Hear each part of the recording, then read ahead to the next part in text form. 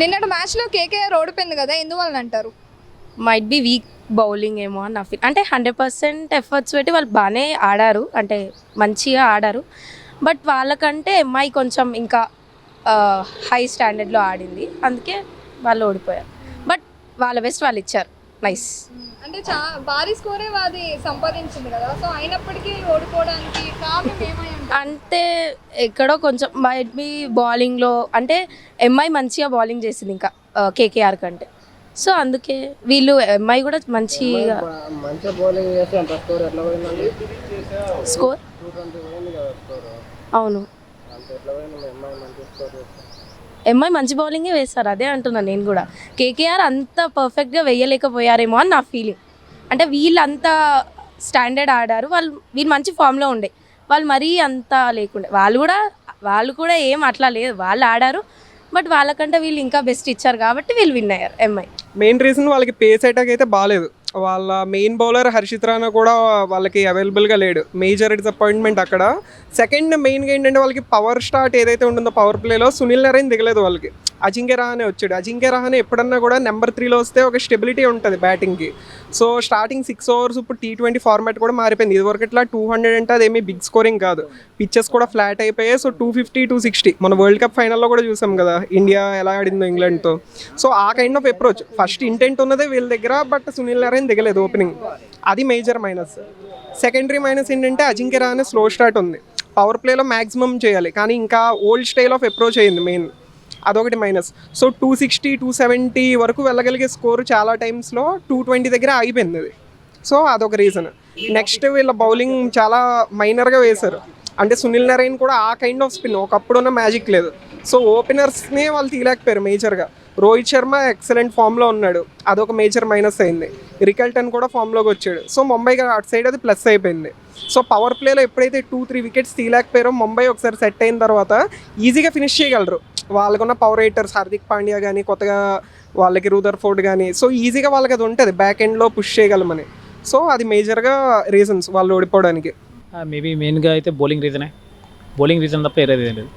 Batting అయితే గుడ్గా చేశారు, bowling రీజనే. Same అలాగే ముంబై కూడా ముంబై బుమ్రాని కూడా ఏం వదలలేదు, బాగానే స్కోర్ చేశారు. వాళ్ళని కూడా బౌలింగ్ ప్రాబ్లం. సో కేకేఆర్ భారీ స్కోర్ చేసినప్పుడు కూడా ఓడిపోవడానికి రీజన్ ఏమై ఉంటుంది అనుకుంటున్నారు మీరు? చెప్పాను కదండి, బౌలింగ్ రీజన్. మీరు అంతగా చూస్తే నేను డిపెండ్ చేయలేకపోయింది. యాక్చువల్లీ బౌలింగ్ ఎవరు బెనిఫిట్ అయ్యారు చెప్పండి, ఒక్క బౌలర్నే చెప్పండి. సునీల్ నారాయణ కూడా లాస్ట్లో ఎప్పుడో ఇచ్చారు maximum. Sunil bowling complete bowling effect, batting ఏం కాదు. Batting good, both teams are batting good, బాగానే ఆడారు. బౌలింగ్ మరే ఇద్దరిది బౌలింగే, వాళ్ళు బౌలింగ్ సరిగ్గా 220, వీళ్ళు బౌలింగ్ లేకపోతే 220 చేసి అంతే, అందుకే చేయలేదు.